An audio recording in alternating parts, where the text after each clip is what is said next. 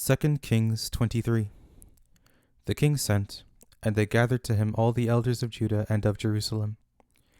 The king went up to Yahweh's house, and all the men of Judah and all the inhabitants of Jerusalem with him, with the priests, the prophets, and all the people, both small and great. And he read in their hearing all the words of the book of the covenant, which was found in Yahweh's house. The king stood by the pillar and made a covenant before Yahweh, to walk after Yahweh, and to keep his commandments, his testimonies, and his statutes, with all his heart and all his soul, to confirm the words of this covenant that were written in this book. And all the people agreed to the covenant. The king commanded Hilkiah the high priest, and the priests of the second order, and the keepers of the threshold, to bring out of Yahweh's temple all the vessels that were made for Baal, for the Asherah, and for all the army of the sky. And he burned them outside of Jerusalem in the fields of the Kidron, and carried their ashes to Bethel. He got rid of the idolatrous priests, whom the kings of Judah had ordained to burn incense in the high places, in the cities of Judah, and in the high places around Jerusalem.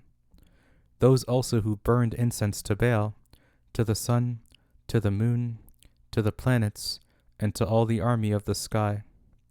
He brought out the Asherah from Yahweh's house, outside of Jerusalem, to the brook Kidron, and burned it at the brook Kidron, and beat it to dust, and cast its dust on the graves of the common people. He broke down the houses of the male shrine prostitutes that were in Yahweh's house, where the women wove hangings for the Asherah. He brought all the priests out of the cities of Judah, and defiled the high places, where the priests had burned incense, from Geba to Beersheba, and he broke down the high places of the gates that were at the entrance of the gate of Joshua, the governor of the city, which were on a man's left hand at the gate of the city. Nevertheless, the priests of the high places didn't come up to Yahweh's altar in Jerusalem, but they ate unleavened bread among their brothers. He defiled Topheth, which is in the valley of the children of Hinnom, that no man might make his son or his daughter to pass through the fire to Molech. He took away the horses that the kings of Judah had dedicated to the sun, at the entrance of Yahweh's house, by the room of Nathan-Melech the officer, who was in the court, and he burned the chariots of the sun with fire. The king broke down the altars that were on the roof of the upper room of Ahaz,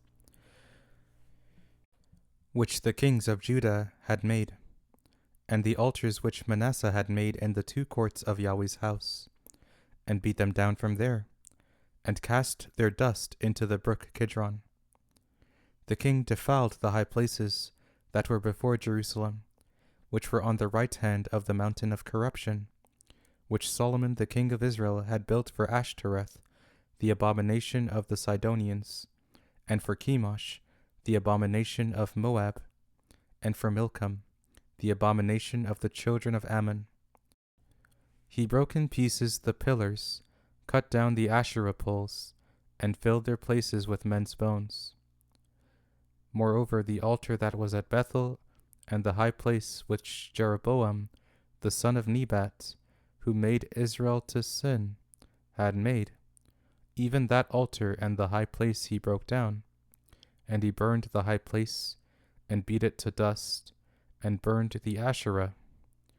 As Josiah turned himself, he spied the tombs that were there in the mountain, and he sent and took the bones out of the tombs, and burned them on the altar, and defiled it, according to Yahweh's word, which the man of God proclaimed, who proclaimed these things. Then he said, "What monument is that which I see?"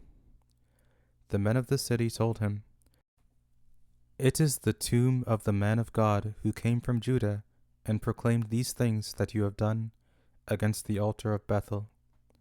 He said, "Let him be. Let no one move his bones." So they let his bones alone, with the bones of the prophet who came out of Samaria. All the houses also of the high places that were in the cities of Samaria, which the kings of Israel had made to provoke Yahweh to anger, Josiah took away, and did to them according to all the acts that he had done in Bethel. He killed all the priests of the high places that were there, on the altars, and burned men's bones on them, and he returned to Jerusalem. The king commanded all the people, saying, Keep the Passover to Yahweh your God, as it is written in this book of the covenant.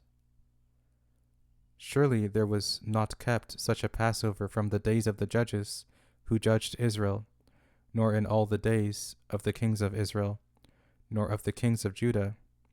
But in the 18th year of King Josiah, this Passover was kept to Yahweh in Jerusalem. Moreover, Josiah removed those who had familiar spirits, the wizards, and the teraphim, and the idols, and all the abominations that were seen in the land of Judah and in Jerusalem, that he might confirm the words of the law which were written in the book that Hilkiah the priest found in Yahweh's house.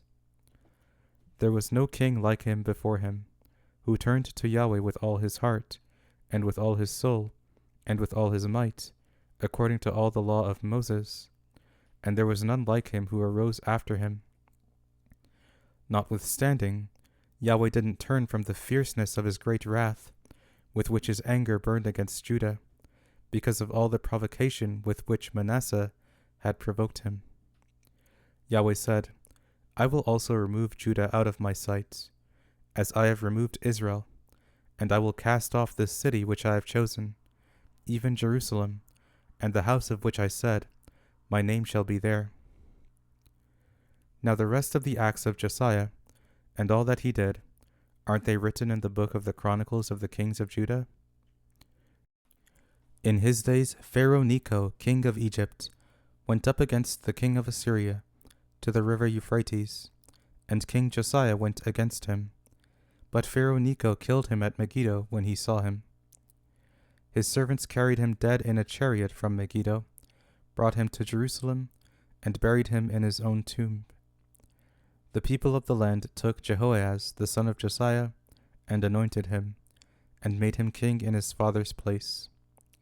Jehoahaz was 23 years old when he began to reign, and he reigned 3 months in Jerusalem. His mother's name was Hamutal, the daughter of Jeremiah of Libnah. He did that which was evil in Yahweh's sight, according to all that his fathers had done.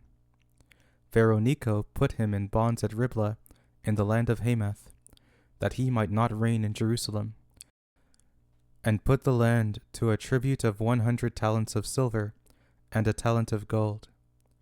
Pharaoh Necho made Eliakim, the son of Josiah, king in the place of Josiah his father, and changed his name to Jehoiakim.